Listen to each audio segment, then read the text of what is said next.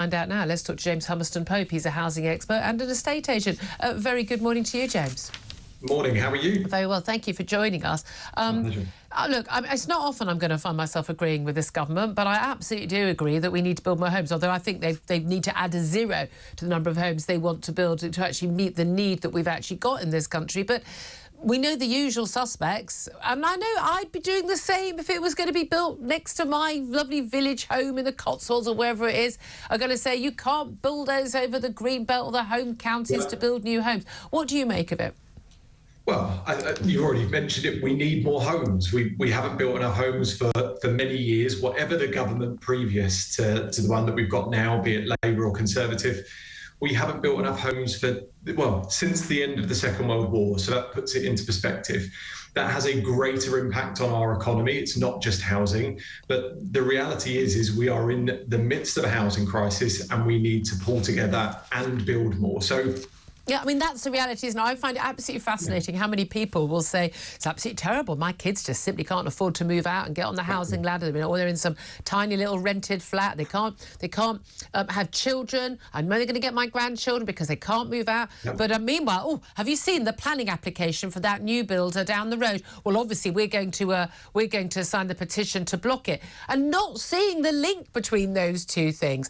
I know they don't. But so much of the housing that is going up, I mean, certainly around my way, it's numerous supposedly affordable housing. Yeah, 400, 500 grand for a flat is considered affordable, which it isn't to the vast majority of people in this country. Being put up next to railway lines and tube lines. No gardens, no outdoor space. There's a little balcony overlooking the railway line. It's not the sort of homes that people want to raise a family in. We do need to fundamentally build not just a few new tenements.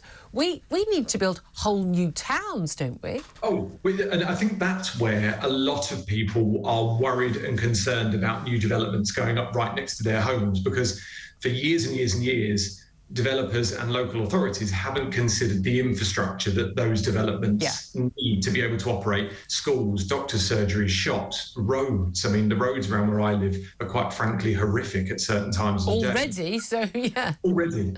You know, and there's thousands of more homes being built. So I think, look, the planning rules that Labour are hopefully going to announce today will help towards that. We need to be able to build more homes. The reality is that we need to consider the infrastructure of every single development before the spade even hits the ground. And people need to know that those towns are being built, not just being added onto. Yeah, absolutely. And also, it is also the case on a regular basis where if there is a new development, but part of the deal is they're going to build a community centre or landscape a park nearby or build this or that actually, the money's run out, we can't do. Or we're building a load of luxury flats, but as part of the deal, we're going to build, 40% council or low affordable social housing. Again, their notion of affordable often rather different from everyone else's who's actually trying to get on the housing ladder. And then near the end, we changed the deal, and now it's only going to be 10%. And this happens again and again and again. And we don't need any more executive homes for people from, Saudi Arabia to buy as an investment or China to buy as an investment. What we need is family homes with gardens that people can move into, set up a family and build a life. Exactly. We need people to be able to feel like they can have... Look, for many years, people across the UK have held owning their homes like their castle. Yeah. And it's so far out of reach for so many people. I read an article today, 160,000 children are living in temporary accommodation. Temporary accommodation, they're children. They don't deserve that. Yeah, absolutely. And there are so many young people who, in couples, both working, and they can't afford to buy a home and they're stuck in rental accommodation. Now, the country's kind of split quite evenly, 3/3, isn't it? It's just, there are people who rent, including the social housing. There are people who have a mortgage but, own their own home. And there are people, largely oldies, who own their own home outright, the mortgage is paid off. And the reality is that final third in particular are the people who get very involved in local planning. I mean, I'm someone I get the planning updates on email every week, like what people doing, right? We don't want that, we do want that. Now, some things I've objected to, a big project to build 10,000 new high-rise homes, totally unsuited to the local area, losing a major amenity, a supermarket and a massive car park that's massively used by local people. I mean, totally and utterly I'm convinced money is changing hands somewhere. Why would anyone think this is appropriate? But there's things that, you know, things that would be appropriate to build there, that would be suitable and would be worthwhile for local families. But I think a lot of the problem we have a lot of the time is what is planned is not suitable housing, but crucially also, it's really, really ugly. And people don't want an ugly monster, a carbuncle, as King Charles would have called it, built up at the end of their road.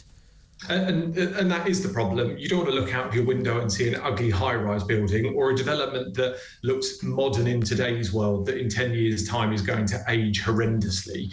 You know, but the problem that we have with that then links back to local authorities because they are rushing to build new homes. Yeah. And less than a third of local councils have got an up-to-date 5-year plan for the housing needs that they believe they're going to need. It's a mess, but it needs sorting out. Yeah, absolutely. The question is, will they be able to sort it out? Tories promised to do this, and then, of course, they had a load of their own MPs and the Tory shires going, I'm getting a lot of blowback on this, and they backtracked on it, and you don't get the housing built. Labour are going to be facing, well, didn't think they'd be facing this because they didn't expect to win a lot of these seats in the Tory shires, but they did by default. Lots of their MPs are now going, oh, hold on a minute, you've already upset the farmers, and now you're upsetting a load of local homeowners who are very active and on the local council. Like, you're making my life very difficult. Do you think they're going to stand by this? I struggle to see how they're going to pull this off. And the reality is I think local MPs, like the backbenchers did with the Conservatives, they kicked up and it was backtracked on. And I think this is going to be, well, it's going to happen again. I can't see how it won't. Yeah, that's my fear as well. James Hummerstone-Pope, housing expert, estate agent, thank you very much. Philip Ingram, we're often told, the problem is house builders. They want to build fewer houses because they get a big profit from it. This is a load of abject nonsense. You actually can't get planning through a lot of the time for anything. When you do, it's some horrible monstrosity. But the reality is we simply do not build enough homes for the number of people in this country that already exist, let alone the 1 million plus who arrive every year. Well, and I think James hit the nail on the head. It's not just the homes that's not getting built, it's the infrastructure.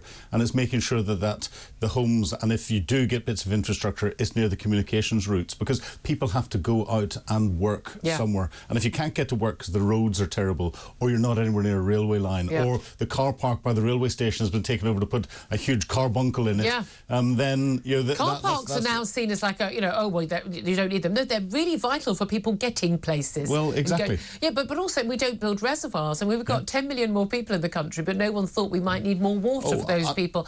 No more power stations. China has built more airports in the 50 years since we actually started talking about having a third runway at Heathrow. Then we've, it's absurd. Yeah, it is. And the whole approach to planning. You look at the cost of HS2 have gone through the roof. They've gone through the roof, not because of the cost of the building, the actual thing. It's getting through all the planning bits and the environmental bits and the historical bits. I do agree with Angela Rayner on Sunday when she was doing the morning round.